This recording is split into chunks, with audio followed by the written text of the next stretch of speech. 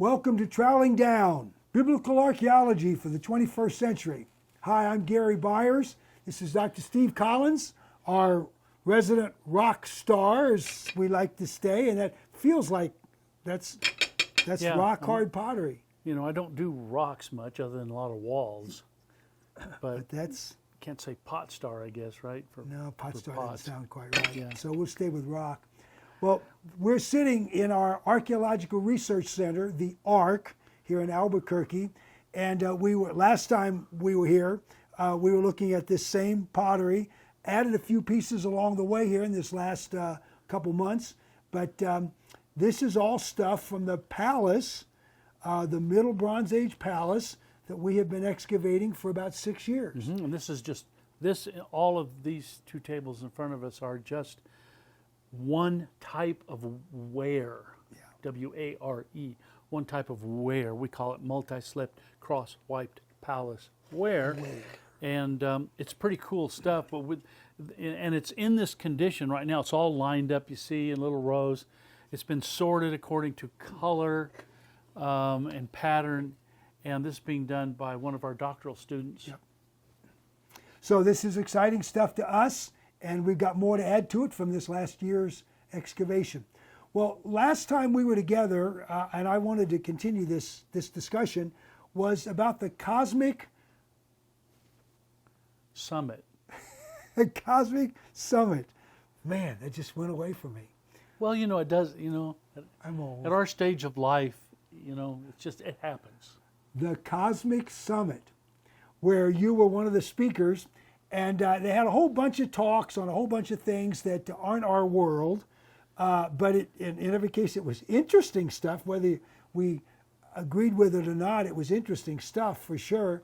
But there were two other guys talking about airbursts, and you didn't talk about an airburst because you said if you want to know about an airburst, listen to their lectures. Yes, I was invited to the Cosmic Summit because el-Hammam has maybe now the most famous airburst of all time. An explosive event that destroyed el-Hammam, the site we believe is Sodom, toward the end of the Middle Bronze Age, sometime around 1700-ish BC. And so that's become quite a famous event. Big publication in scientific reports in the Nature family, of journals, Nature journals, and so that caused a little bit of a stir amongst a few people. By the way, 99% of the people who've read that thing, and there's hundreds of thousands of them, really liked it, really thought a lot of it, really supported it. Less than a handful of people really screamed loudly and tried to push back against it, because they push back against virtually everything in that category.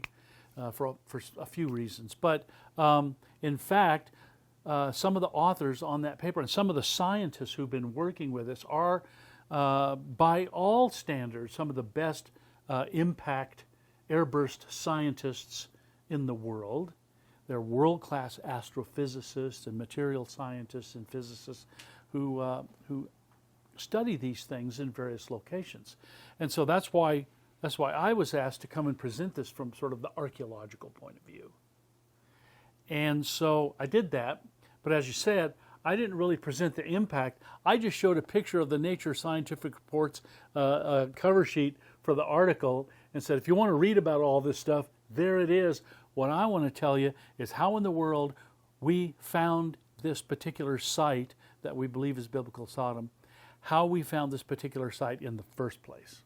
And that was based on? That was very specifically based on sort of what I call running the table on the details of geography for Sodom provided in Genesis chapter 13, the first 12 verses. That specific map, it's sort of a verbal map, took us to the location. We didn't just walk around blindly in the southern Jordan Valley and stumble into this giant archaeological site and try to make it into Sodom. No, it was the biblical text of the geography of Sodom itself that took us to the site and the other sites in the region. But this was the biggest, meanest, baddest of them all. And we thought, well, the Bible's very clear that Sodom was the biggest Bronze Age city on the eastern Jordan Disk, and voila, there it is. and that must be it. And in fact, not only is it Sodom, I think, but it also was destroyed by fire and burning stone from out of the heavens, exactly as the Bible says. I mean, it's precisely, exactly in every way a mirror match to the biblical text. A cosmic airburst event. Yeah, and by the way, airburst event, bolide explosion. These are asteroids, meteoritic fragments, maybe comet fragments that come into the atmosphere at kind of a low enough trajectory to burn up and get really hot.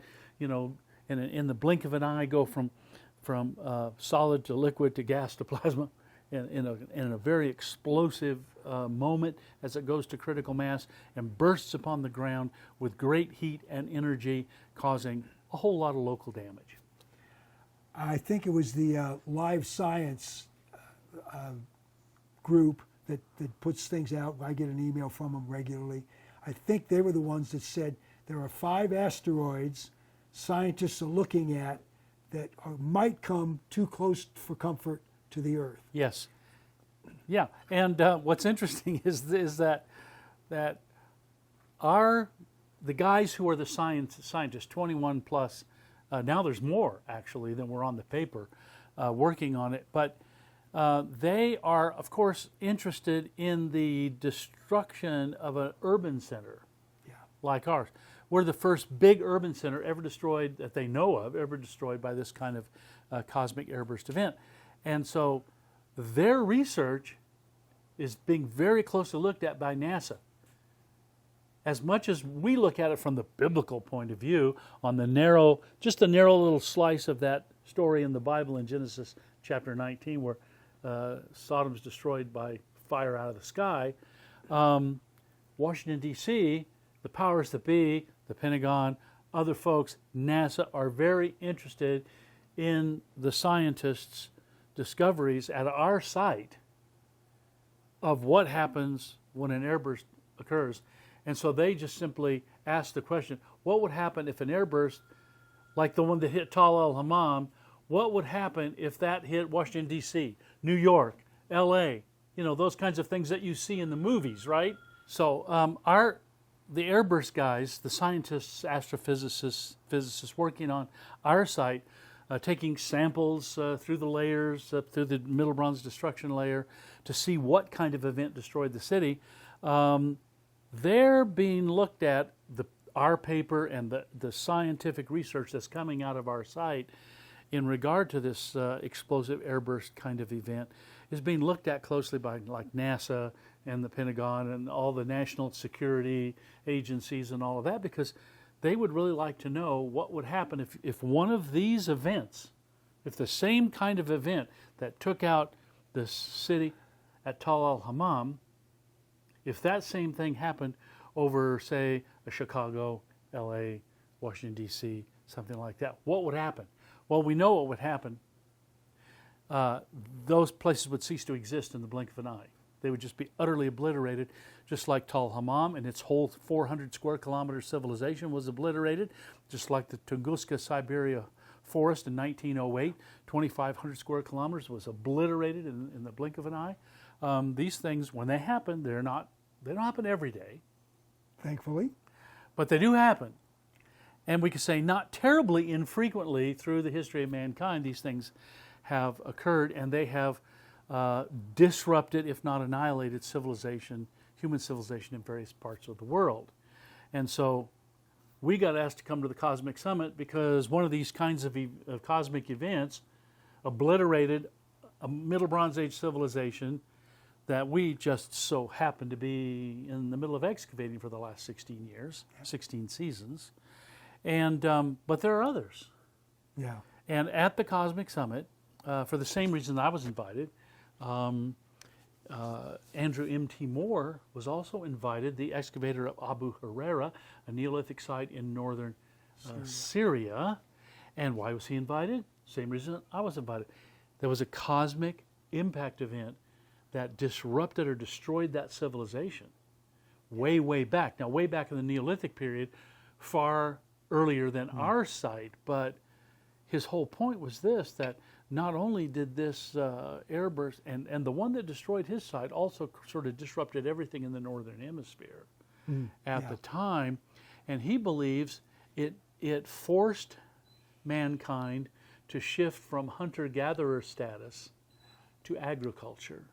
He said they already knew how to do agriculture. They had already developed and began to breed plants and domesticate the wheat and things like that. But what they didn't have was an impetus, because they had lots of flora and fauna in this nice world that they lived in at the time.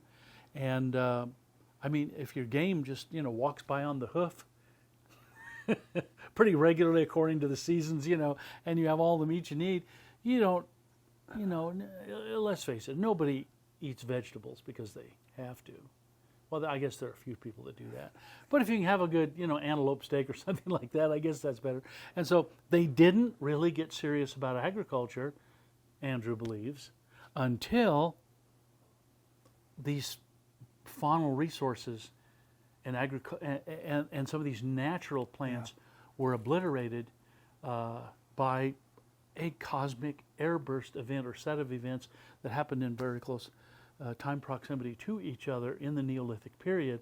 And he says that probably gave rise to ancient agriculture, because now they had lost some of their sources for food. Now they were forced to begin to plant the seeds that they had cultivated, and agriculture began in earnest. I think it's a nice thought. Yeah, very interesting. Well, so you didn't talk about our cosmic event, but you referenced it, and then you told about the city, and you got a lot of responses to all that at this conference. Oh, yeah. From people that generally aren't our audience, the people we normally talk to and deal with. No, that's true. A completely different kind of audience, and people from all over, of every kind. I mean, it's sort of a cross section of humanity. Every imaginable background. Lay people, scientists, educators, just folks that are interested in that sort of thing, from every kind of religious background or no religious background that you can possibly imagine, and they got tremendous response. There were thousands, couple thousand in attendance, 1,500, 2,000, and then they also had streamed it for fee. Yeah. And so folks all over the country, even the world. Yeah, it was a big deal. And so, I don't know how many people were actually in the room, at least 500 or so, and then double that online. And so it was a big event. Yeah. And got great response, got a lot of questions asked, had people coming up to me for all the days that I was there, even when I wasn't speaking, and talking about what they had seen, what we had presented. But for me, the nuts and bolts of it was, I got to say that we wouldn't have found this particular site without the assistance of the very accurate biblical geography. It was the Bible that took us to the site. The Bible is a geographical gold mine, and we just simply followed the biblical geography, took us to the site, and we found everything that the Bible describes about the city, including its fiery destruction. Pretty powerful message. So this stuff is continued. Now, we just had a symposium here in Albuquerque. 20 different speakers, 15, and something spoke like that. a whole bunch of talks over 3 days, almost exhausting. It wasn't almost exhausting. It was entirely exhausting.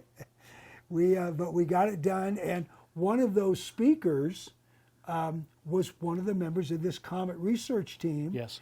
That did the scientific work at our site. Yes.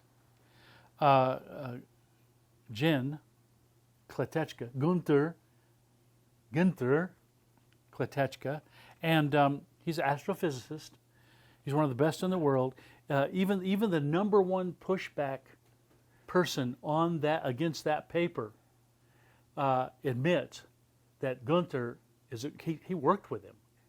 He worked at a couple of different places, and he admits that Gunther is a terrific scientist, is a top-notch scientist. So anyway, Gunther came and talked to us about the Hammam airburst, and so when scientists like this stand up and they really know their stuff and they are experts in their field and they know way more than everybody else in the room about that subject, I think that was very, I think it maybe moved the needle a little bit more about archaeologists beginning to understand the very different nature of the Tal el-Hammam MB destruction. It's not your garden variety, military, earthquake, kind of normal thing. This thing is off the map, atypical. It was a different kind of event. And also just this week, an article came out in the Jerusalem Post where a theologian at a Catholic university, and I've just lost his name, Bergsma. Thank you, Larissa. Dr. Bergsma. Yeah. Okay. And I know his name, but I didn't know him at all. But the Jerusalem Post picked up, somebody wrote an article about what he was saying about Tal el-Hammam, and they even embedded, I probably wasn't him, it was probably the editorial staff, embedded one of your talks. You always would give a talk from the top of the Acropolis of the site, and you've always called it the talk from the top. And somebody videoed one of those. Yeah. And by the way, 20 minutes of that on. If you go to that, and that was the Jerusalem Post online 27th of September article about Tal el-Hammam and the explosive airburst event. But anyway, it gives a little piece of about 20 minutes of my talk from the top, and when I'm explaining the geography, standing on top of Tal el-Hammam. And by the way, the guys that you see kind of around me in the picture, these are some of the members of the Comet Research Group. So one of them videoed It would happen to be, it was done in one of the years that they were actually on the site. Well, it's all been very exciting, and more to come on a whole bunch of levels, including the things we learned from the pottery that's sitting right here on this table. We'll keep you posted on that. In fact, next time, let's walk around the table. We'll talk about a little bit about what's all sitting on all of these tables. We're really glad to have you troweling down biblical archaeology for the 21st century. I'm Gary Byers. This is Steve Collins. Join us again next time.